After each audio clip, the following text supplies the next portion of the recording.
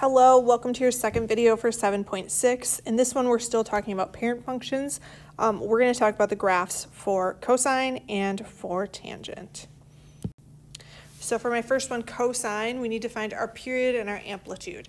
Now, notice that we want to figure out what happens between 0 and 2 pi. For cosine, this is sort of the main portion of our graph. This is what one cycle of a cosine graph looks like.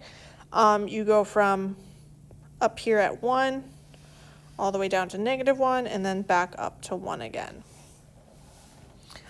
Again, your period is how long it takes you to go through one full cycle. So notice that prior to this, you also have one full cycle here.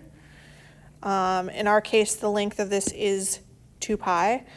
So the period is going to be 2 pi. Again, your amplitude is the distance between the center line, which is your x-axis, so this line here, and the maximum of your graph. So you're looking for this length, all of these little blue links. In our case, that distance is still 1, so my amplitude is also 1 for my cosine graph. All right, let's go ahead and, well, before we go on to tangent, really the main difference between sine and cosine is, if you remember, your sine graph looks like this. Let's put it in yellow. It goes here.